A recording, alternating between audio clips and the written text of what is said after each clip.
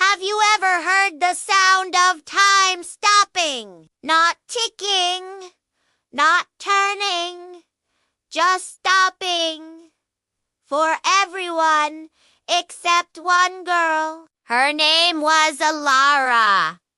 And on the day the world froze, she was the only one still moving. Before we begin, make sure to subscribe and turn on the bell, because what happens next will make you question time itself. It was midnight in the quiet town of Ulrenfoal. Snowflakes hung in the air, perfectly still. Birds were frozen mid-flight, and the river looked like a sheet of glass under the moonlight.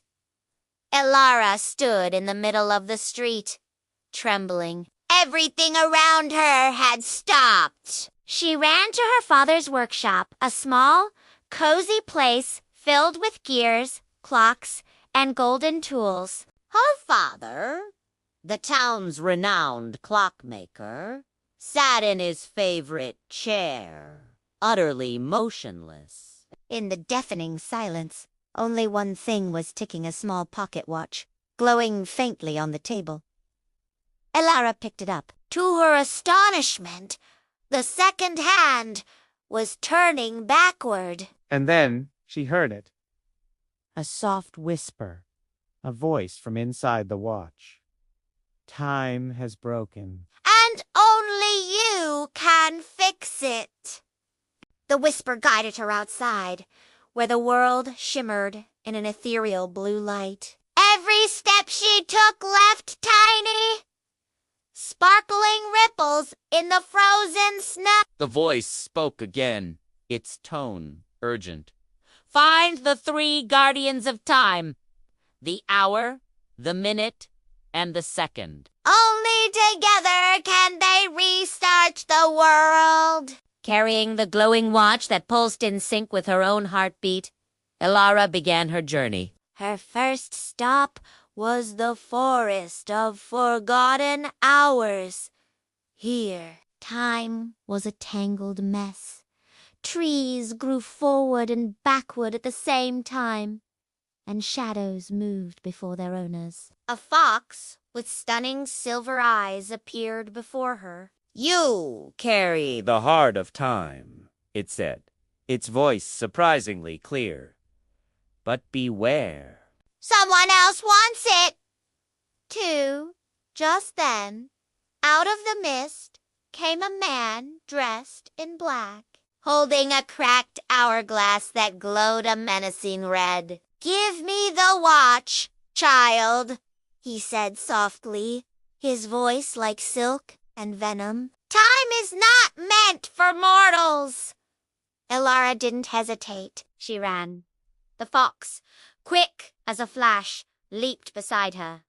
He is the hunter of moments. The fox cried out. He steals time to live forever. They escaped through an old forgotten clock tower at the edge of the forest. Inside, gears the size of houses turned in agonizingly slow motion. And there, standing on the highest platform, was the guardian of ours, a giant, majestic figure made of brass and gold. Child of the clockmaker, the guardian's voice boomed like a grand bell. The first piece of time lies within your courage.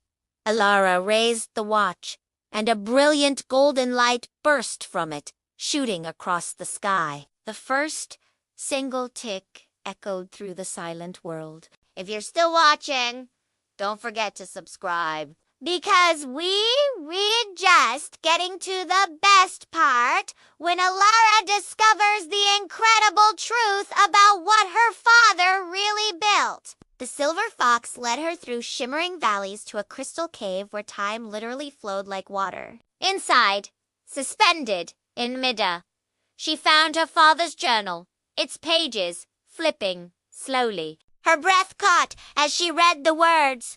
Time is alive, and the one who controls it controls destiny. It was then Elara realized her father hadn't just made clocks. He had somehow created the heart of time itself. And the hunter didn't just want to live forever. He wanted it to rewrite history, to erase every mistake he'd ever made.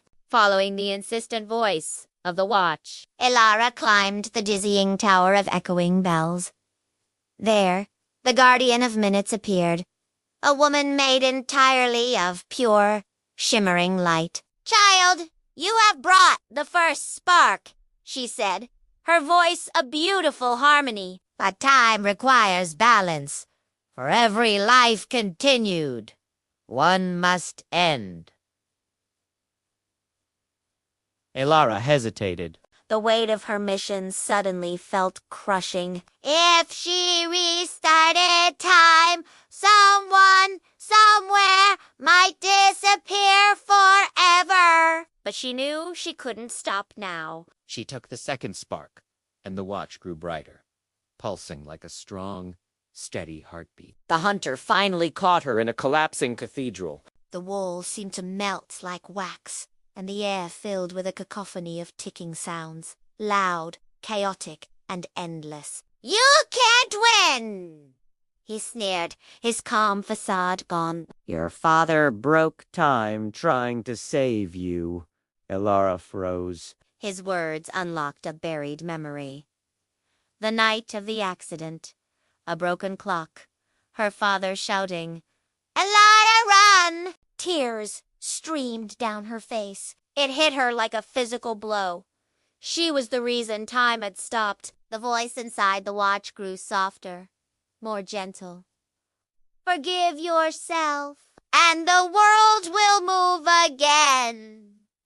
In that moment, the last guardian, the second appeared. He was a small child, silent and glowing with a calming blue light. "Time moves only when the heart forgives," he whispered. Elara clutched the watch tightly. As the hunter lunged to snatch it, the watch shattered into a million points of light. The entire world began to move again. Snowflakes danced to the ground.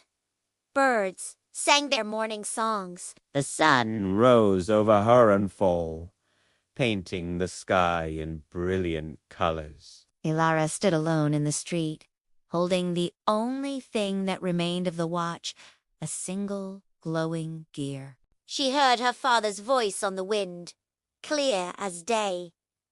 "You fixed time, my daughter. But remember, even the smallest moment can change everything."